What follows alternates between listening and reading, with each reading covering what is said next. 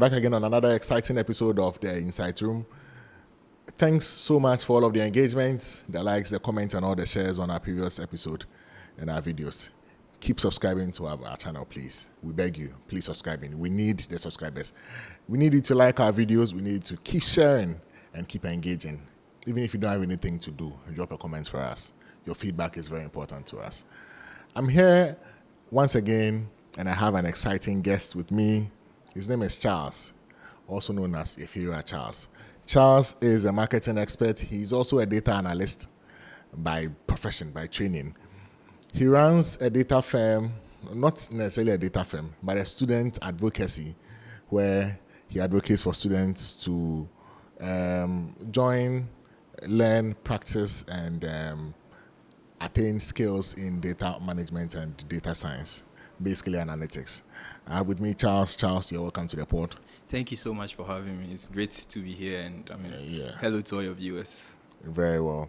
So, I don't know too much about your background in analytics, but I would like you to maybe run, not me, but our listeners through it. How did you get into analytics? How did you get here?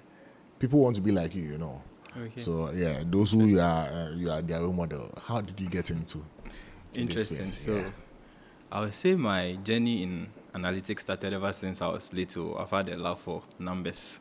Let's say yes. So, from primary through to JHS, I wasn't really good at math. But getting through to SHS, I became very good at it. Oh, yes. So was there something special I did for maths there some way? Because I think I had a good teacher. Oh, okay. Yeah, that's what brought about the change. So I started liking numbers, and going into university, I did mathematical science, and that's what led me into the analytical field. Oh, right, very well. So the background in mathematics led you into the field of analytics. Yes, that's a very interesting pathway. But what's a day in your life like working in analytics? What's a day in your life like? I mean, we are coming to a conversation about using data to take decisions and making database-based decisions. So what's a day in your life like working in analytics? How often do you use data in your workspace? Okay, so I would say mostly every day, because I work in an office where we use data to generate insights. And from those insights, we give our customers feedback. So let's say a customer has come to us, our organization, and the customer is trying to build a business or build a brand. We do a little bit of research, and from our research, we gather data. And from that data, we can tell whether the customer should go into this business, how the customer should structure the business or not. So that's how I use analytics in my day-to-day. I mean, that's high-level database decision-making. It spans us very easily into our conversation that we've actually planned to have. I know we all take intuitive decisions sometimes, then the decisions that are based on feelings. Okay. The one that I feel like this will be the best. But in your field of practice, if you are to rate decisions based on intuition and decisions that are based on data, which one do you think is easier? Obviously intuition, but which one do you think is more effective? Okay, so I would say decisions that are based on data are more effective than intuition, because on data, you can say that, I've done A, B, and C in the past. So A, B, and C is surely going to happen. But based on intuition, you are guessing, you're doing guesswork. But with data work, you're not doing guesswork. You have a certain idea where you're going to and what you're trying to achieve based on historic data that you have in the past. So let me give you an example. Let's say for your personal finance, you know that you buy stuff, and going into the next month, you know that you're planning or you're saving towards something that you want to actually buy. Because you've actually tracked your spending, you can be able to cut on certain things to actually hit your targets to buy what you actually want to buy.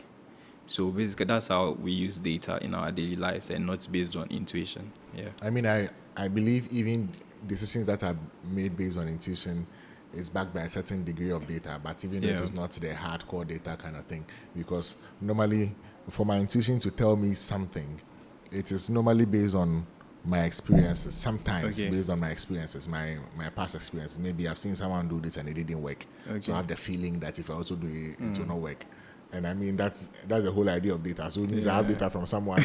And so Interesting. even decisions that are based on intuition, in some way, somehow, it is indirectly based on data. Yeah, it's true. But because the data structure is not the right way, it is Okay. not going by a right model to do a very good prediction. We end up using that intuition to ruin that decision. Beautiful. Yes. But have you come across a situation where someone took a decision based on intuition and you do yawa? I mean, recently I heard there's one company that Okay. a colleague of mine mentioned that they were trying to set up a sub company, so they went further to go and hire 30 people. Interesting. I've mentioned the exact number, 30.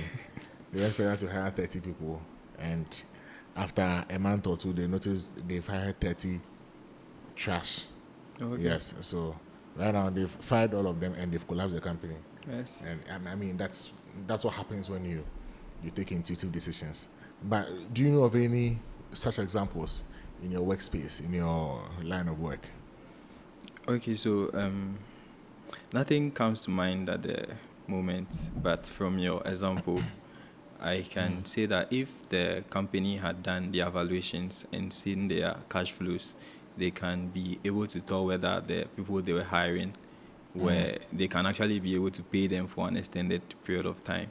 But maybe since they didn't consider their cash flow, they went in to hire and were relying on guesswork or intuition.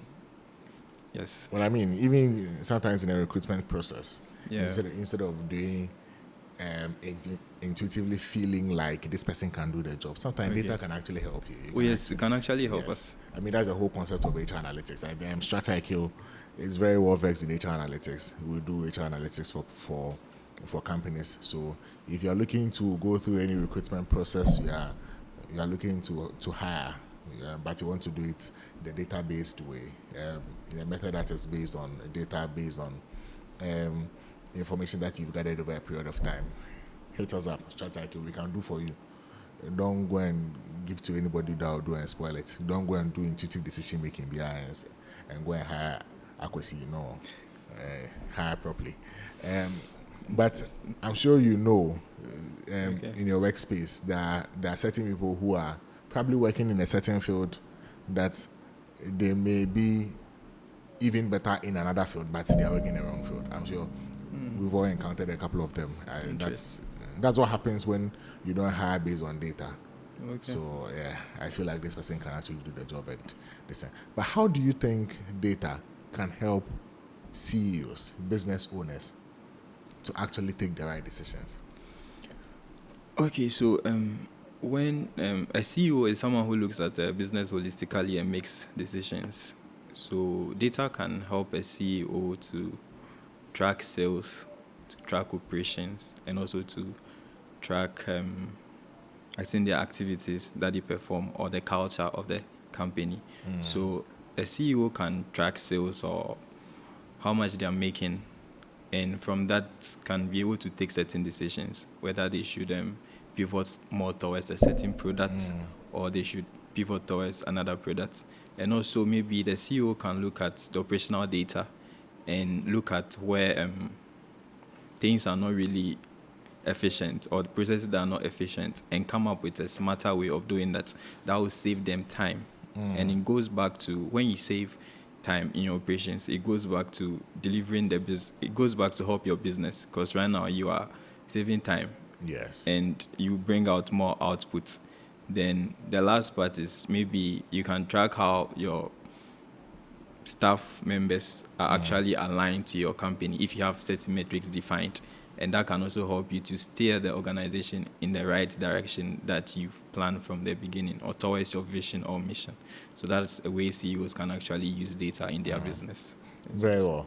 So CEOs who are watching us, I'm sure you've picked a lot out of it. We would wrap up our conversation here. But I think if you have any of such challenges in managing data, in using data to take the right decisions, and in using data to make the right meaning out of stuff. StratIQ can actually help you. We are here. We can put our skills and our expertise to use, and we can be of good help to you and help you to take the right decisions to boost your company's productivity and your company's work overall. My name is Anam Kwame Obeng. I did this with Charles. If you are Charles. And John will join us on the next episode. See you soon.